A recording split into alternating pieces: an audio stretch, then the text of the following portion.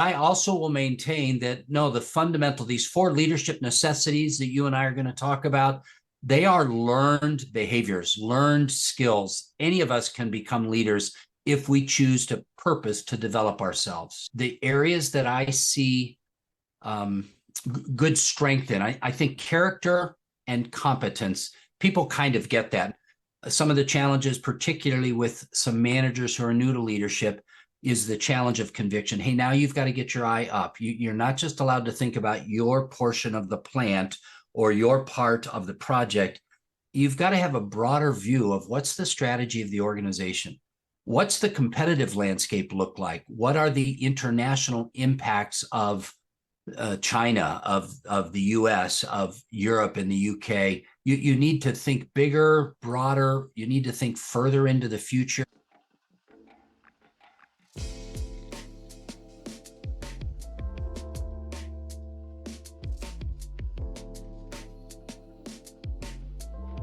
Welcome to another inspiring episode of the Grownlearn Podcast, everyone.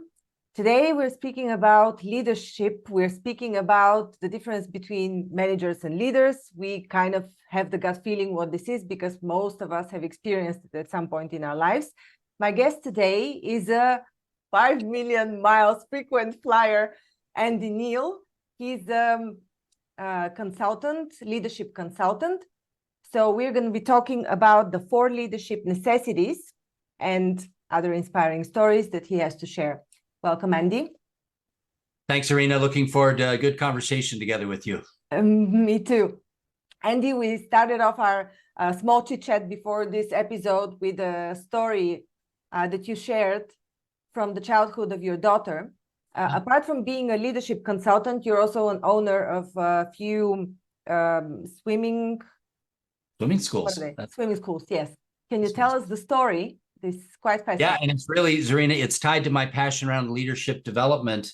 But yeah, thanks for asking. Our daughter is today a grown woman, 32 years old. 30 summers ago, we were living in Phoenix, Arizona with a backyard swimming pool. My wife found a lifeguard to come and teach swim lessons. Mr. Ron and his girlfriend, Miss Jane, showed up and taught swim lessons in our backyard. We all just became good friends. My wife started organizing big groups from church in the neighborhood. And so our pool became the Aqua Tots pool for a couple of summers.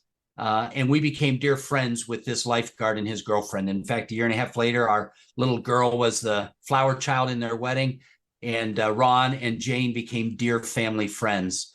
Fast forward 30 years later, and Mr. Ron Sierro is one of my very best friends. I was on a call with him earlier today. He still lives in Phoenix. We live in Texas these days, but he is the master franchisor of the largest network of swim schools in the world, Aqua Tots. And my wife and I own 5 franchise locations. Zarina, they're indoors. They're in shopping centers. It's not a big lap pool. It's a smaller pool, 90 degrees Fahrenheit, bath temperature for children, 3.5 feet deep. Our instructors go through 40 hours of WSI, water safety instructor training, to help these children get safe and strong in the water. We have about 125 people on our team for these 5 schools. So I manage all these leaders. And part of what you and I are going to talk about for the next few minutes is some of the lessons we've learned about employee retention, lower turnover, job satisfaction, as a result, customer satisfaction, because of consistency that comes when you have managers who work at leading and not just managing. Mm-hmm. You've been a leadership consultant for 25 years. I would like to know, and I suppose our audience also would like to know, what the major stumble blocks are for leaders, but also a very interesting question is, has this changed over time or has it remained the same? So my original background was in sales management. And so when I started doing workshops and conferences, and even to this day, I continue to work with a lot of sales managers. And so that's been a lot of my background. And so things have changed quite a bit in the last 25 years, because if we think of the typical sales team and how they manage their book of business, that's what salespeople talk about. You know, we've moved into the technology age, and everybody is using a CRM and smart devices. Obviously, in the last 4 years, a lot of this work is being done virtually, and a lot of the leaders that I work with are managing teams that are remote. And so there's a virtual dynamic to it. But here's the interesting thing, Zarina, while a lot of it has changed, my dissertation studies was on personal effectiveness of a leader. I've been interviewing folks like you for 25 years globally, from Southeast Asia, across Europe, here in North America, South America, Central America. Really, in the last 2,000 years, once you get past Jesus Christ and Marcus Aurelius, there's not a whole lot of new leadership insights.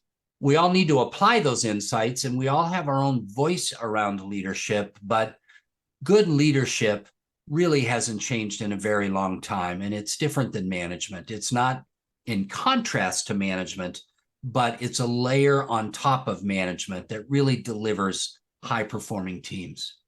Would you say this is mostly character traits that a manager develops or has inborn in some cases? Or is there more than character traits? Is it just methodologies? What is in? Yeah, tell us a bit. How do you see? Well, I actually think it's both. I do think there are some people that are, naturally born leaders, whether they were the first child in birth order. I don't really understand all of that, or whether they were the team captain for their sports team. They just had some natural propensity to be the initiator, to be the one who leaned in, who stood up. But I also will maintain that, no, these 4 leadership necessities that you and I are going to talk about, they are learned behaviors, learned skills. Any of us can become leaders if we choose to purpose to develop ourselves. Mm-hmm. And before we delve in, just a question, because from my observation, not always the most qualified people as leaders are chosen for a managerial position. Right. And so, according to based on your observation, do you think there's a mismatch between what we want as leadership and what is actually called to the stage? Yeah, I'm not sure it's a 180-degree mismatch. I think there's some things that are consistently seen, but a generation and a half ago, we called it the Peter principle, where somebody got promoted one level beyond their level of competence, and now they're in a level of incompetence. Mm-hmm. I see this with some of the sales teams that I work with. As sales people get promoted to sales managers, some of the very skills and behaviors and mindset that a good leader needs to have is different than a good salesperson. A good salesperson needs to want to win. I'm an individual winner. I'm going to go out there. I'm going to close new business. I'm going to bring it back. I want to win.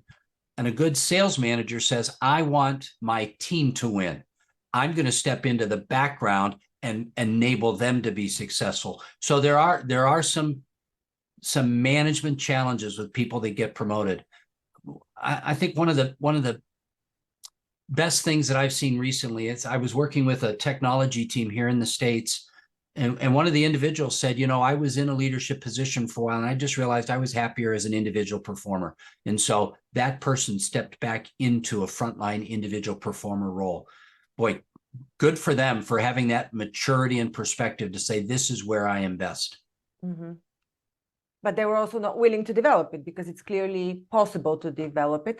By the way, I just saw that you have a dog, which is fantastic. I interviewed maybe a year ago somebody who has been studying the relationship between leadership and dogs.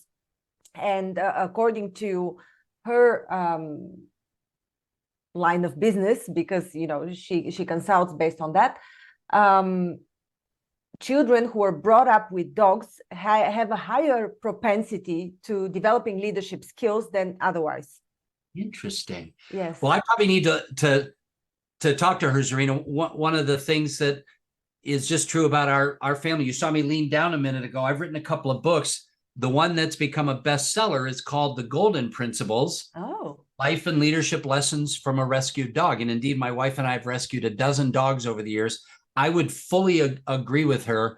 I think many of the lessons that leaders need to learn, we can learn from dogs. The need to get down to their level, understanding that a positive yes is oftentimes better than a negative no, recognizing it takes time to build trust. Our dogs taught us all of these lessons that are really, in some respects, foundational leadership principles, not just pet principles. So yes, as you and I agreed, I'm working from my home office today, and we've got a couple of rescued dogs, and one of them just walked in and laid down behind me in our second bedroom here. Yeah, because the majority of the character of a leader is really charisma, energy. It's the way they hold up themselves. It's the energy they hold in a way. Well, and one of my challenges, I grew up in a home where my parents were always saying, Andy, stop using your outside voice. I have a very strong presence. I'm loud. And on the one hand, that can be a good attribute for someone that's in charge, that's in front. You want to lead the troops. You've got to be a person of conviction. We'll talk about that. And one of the dogs that we rescued, every time I came home at the end of an important business trip and dropped my suitcase and said, I'm home, Redford would go running for one place to hide because I was too loud, and learning to meet him where he needed to be met. That's a principle of leadership that Redford taught me. So I think you and I could probably have a very, very satisfying conversation talking about what we can learn from our pets. Yeah, fantastic. Redford is the swimming franchise person, or who was Redford? No. Just that was the name of this dog. The name of the dog. Okay. He's on the cover of the book. Yes, that was Redford. He came from a horrible environment. He had been at a farm where there were more than 65 dogs all bred together. So we rescued him. He was a pretty needy dog. He taught us quite a bit, and hence the book. So, So when you're invited for talks, maybe you fly a lot, and clearly for somebody to invite you to fly internationally or between states, they need what you have to teach. They see the importance of your teaching. What is it that you're holding the majority of your talks on when you go and hold a speech? So most of my training is in two areas. One, as you and I've alluded to, these 4 leadership necessities, and we may talk about them briefly in a couple of minutes: conviction, competence, character, and covenant. And the other one is the fundamental leadership skill of how to hold a coaching conversation. So I was in Australia a few years ago, and the specific training that I was doing for my technology client there, I led a series of workshops on, one, what are the 4 distinctives that help you know if you're becoming a high-performing leader and not just a manager? And then 2, one of the imperative conversations a leader needs to hold is a coaching conversation. And we've got a model of a simple coaching model. And so those were the workshops that I led. And that's a pretty common engagement when I'm working with technology or sales teams. Mm-hmm. Both are interesting. Let's start with the first one, and then maybe if we have time, we can also touch on the second topic. So Sure. The 4 leadership necessities. Yeah. As I said, 10 minutes ago, I don't think there's really anything new in leadership, but each one of us have our own voice around that. I've been looking at folks like you, Zarina, and other leaders for 25 years now. As you alluded to, I've got 5 million frequent flyer miles from traversing the world. I've got a doctorate. I've written a couple of books on it, trying to figure out what makes a good leader. And I don't think I have any new insights, but I think I've got a new model that's easy for people to grab hold of. The first thing is somebody who's trying to become a leader and not just a manager, they recognize, hey, I need to be a person with a bigger picture. I've got conviction. I see into the future. My eyes are up. I'm asking bigger questions. I'm not just concerned about this or that or this. I'm concerned about these, that whole area of conviction, strategy, vision, other words we might use around that. The second thing is people that are in leadership positions, they just need to know how to perform. They've got to get their teams to execute the competence area. First we had conviction, now we have competence. They need to know how to become a leader who gets their teams to perform. This takes me back very briefly to our discussion about salesperson versus sales manager. A good sales manager basically helps their sales teams exceed quota. They're no longer exceeding their own quota. They're helping other people meet and beat quota. So that whole area of competence and execution. The third one, you mentioned the third one a couple of minutes ago because it's so front of mind for all of us. And that's that character of a leader: honest, fair-minded, other-oriented, selfless. A manager who's becoming a high-performing leader realizes, I'm not at the top of the pyramid. I'm actually at the bottom of the pyramid. I'm here to serve the people that I'm trying to influence and have excel. So conviction, competence, character. And then Zarina, the last one, I was trying to find a C word to make my model an easy to remember model. I also was observing when I'm working with managers who understand what it means to be a good leader, what are they doing? And for a while, I called it consistency. For a while, I called it communication. I even tried calling it consistent communication. And then it hit me about 2 years ago. Zarina, if you're the type of leader that I'd like to believe you are, the people that are on your team, in some respects, you have an unwritten covenant with them. Now, here in the States, covenant is kind of an old-fashioned word. I live in the state of Texas. The best example for me is a marriage covenant. Here in Texas, people want to get married. There's the romantic love and affection. Today is my wedding anniversary, so my wife and I have been enjoying remembering our wedding so many years ago. Forever and ever and amen, in sickness and in health, for riches and in poorness. There's that the love and affection. The other thing, though, in the state of Texas, there is a document that is signed by an official and is recorded with the Secretary of State. There is both a formal and a personal side to this relationship. And when I work with good leaders, they drive for excellence. There's a formal expectation. They're in charge of a budget. They've got project management that they have to push through. They've got the organizational health. So they're responsible for the formal execution of their teams.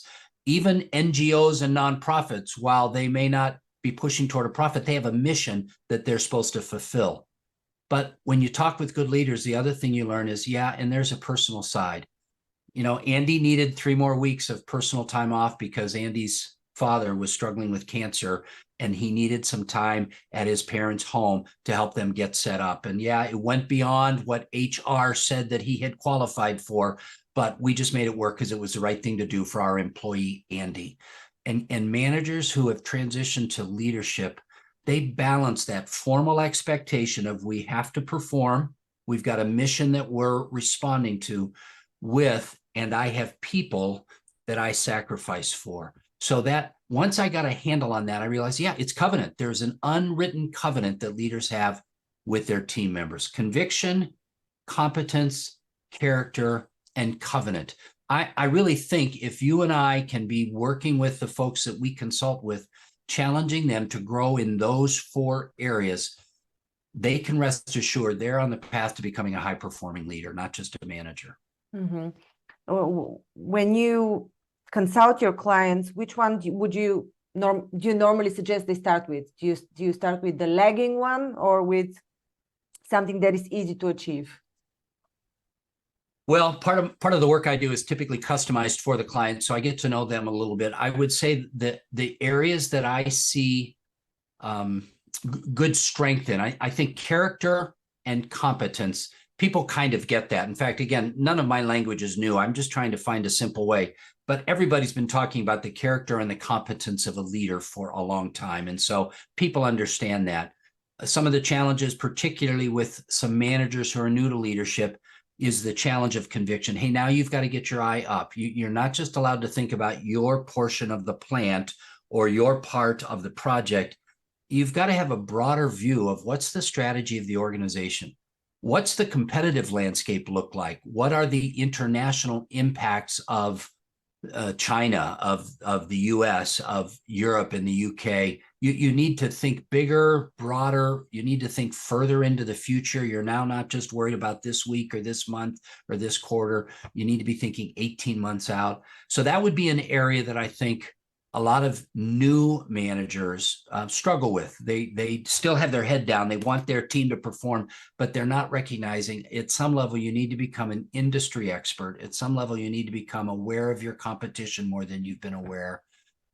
And then the final one, the covenant one, I think, you know, it's interesting. Maybe Zarina, I would go back to what you said. There are some people that are naturally maybe born with more of an empathetic gene, and they can read their people more easily than others. And this balance of how do I drive for performance? How do I hold people accountable? How do I write people up and have hard conversations, even dismiss team members who are underperforming? How do I balance that with the need to be human first? I think I think we're all in a journey. I'm not sure any of us ever get that right, but I think that's a challenging growth area for many of us. Mm-hmm.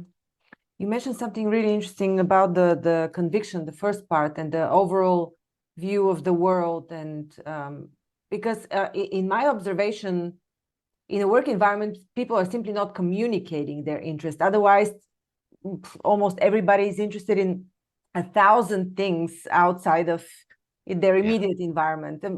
The majority of people, at least the people that I meet, maybe not everybody. Of course, if people are struggling meeting their daily needs, then they wouldn't be thinking about everything that is going on in the world. But the majority of people are actually interested in what is going on. I think it might be a question of communication and of the limits that the organization has set in terms of topics that are. I think you've got a good point there. Well, and that's why when I was trying to find what's this fourth element that I see leaders engaged in, as I mentioned a few minutes ago, I called it communication for a while, or consistent communication, because I saw that very thing you're talking about. We get siloed, we get isolated, and there are people who want to see more broadly that need to see more broadly.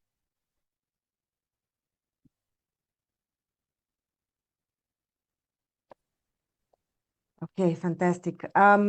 What about the second book, the second topic that you hold? Coaching. Mm-hmm. Yeah. Well, it ties back into the very thing you and I were talking about. Leaders, by very definition, need to be communicators. And one of the areas they need to communicate is with the ability to hold coaching conversations.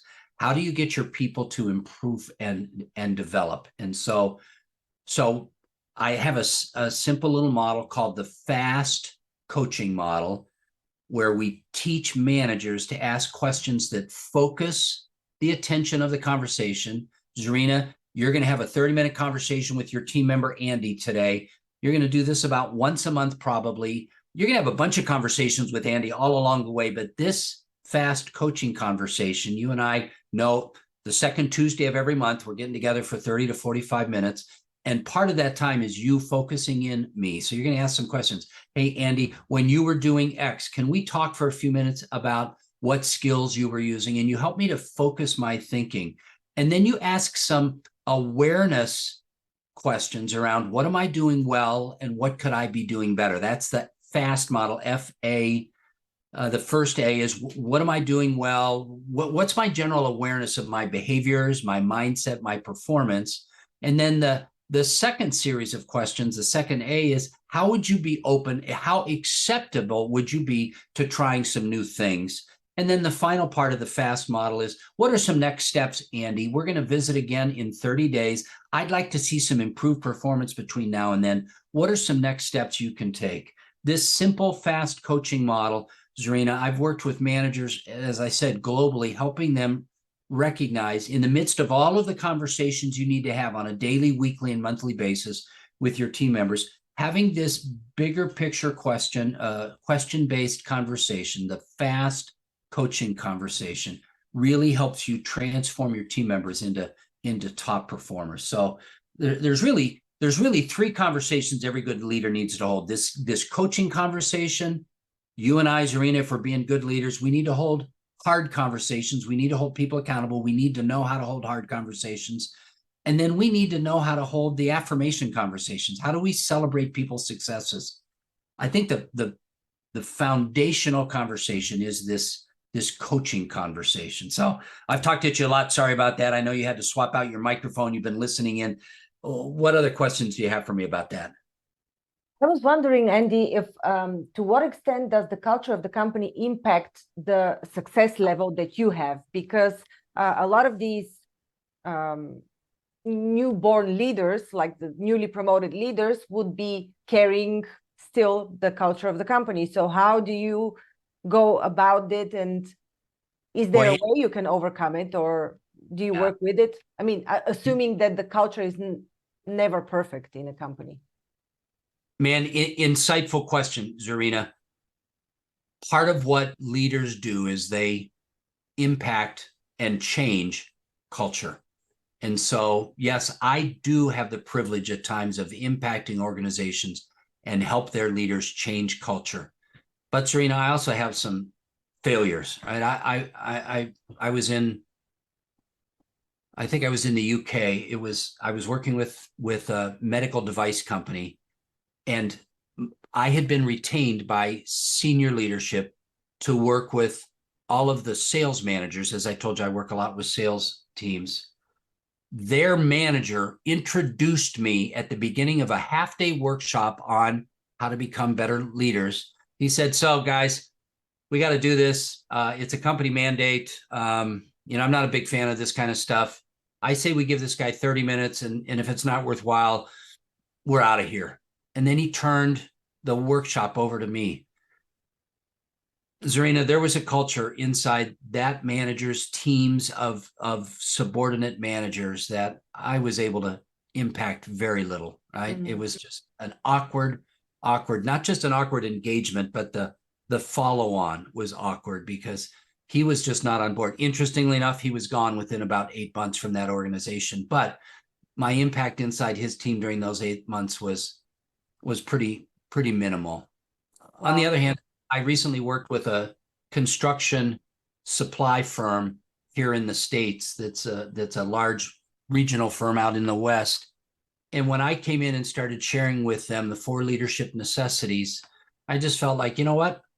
I don't have anything to say to you. You guys already have this. This is your language. Why did you hire me to come in and teach you? You already get this. And they weren't using the same language, but it was so evident to me that they had a strong developmental culture around leadership. And I maybe gave them some better language, or at least some crisper language, but I don't think I really taught them much of anything. They were already on their own leadership journey. Yeah. Well, it seems that it's not a one-time process anyhow, and so it needs to be repeated in one term or another over a period of time, because an organization is like a human. Unless it repeats a mantra or an affirmation, it keeps going with the old beliefs. In Austria, just like in the States here, I mean, not only do you keep going, but you trip and fall 3 times out of 4, but you still end up moving a little bit forward each time you get back up. Mm. Andy, we talked a lot. We covered a lot. Would you like to show us your books? You showed us the one with the first. I didn't mean to show it, but it was such a perfect. So the Golden Principle. I've written a couple of books. This is really the only one that's become a bestseller. A number of years ago, someone at Amazon really promoted it, and so I get to call myself an Amazon bestseller. Although, Zarina, I'm sure you've worked with other consultants like me. Being an Amazon bestseller, I still haven't made any money. My wife laughs. Andy, how much money are we going to spend on the book this year? Because you're giving free copies away. The thing that I did want to make available, we talked earlier about how important it is to be a good communicator. I have an ebook at leadershipmaterials.com that anybody can download. It's an 8-page ebook, and it's got this fast coaching model, the model and a worksheet. It talks about how to hold a hard conversation, and there's a worksheet. And then it talks about how to hold a threefold affirmation conversation. So for your followers, for your audience, if they're interested, it's at leadershipmaterials.com, and they can download that ebook, The 3 Imperative Leadership Conversations. Mm-hmm. Thank you so much for this resource. And just to maybe out of curiosity, a curious fact is that nobody makes money with publishing books. At least consultants and coaches don't. I've spoken to a publisher who specifically coaches consultants and coaches how to write books, and it's not a matter of making money. Just that so that you know that you're not the only one. Books are not for making money. I've told my wife that many times, honey. If you see me on the New York Times bestseller list, we can buy that second home. Between now and then, just let me buy 1,000 books every couple of years so I can give them away at my workshops. I know you have that same experience, it seems. No, I haven't written a book yet, but I have a few books in my head. Good for you. Good for you. And it was a pleasure. I'm wishing you a fantastic weekend. Everybody listening, thank you for staying with us to the end. I hope you enjoyed us, and let us know in the comments. I appreciate it once again. Fast on your feet. It's been a great privilege. Yes. Once again, Andy, what is the website where people can download this free resource? Leadership Materials, all one word, leadershipmaterials.com.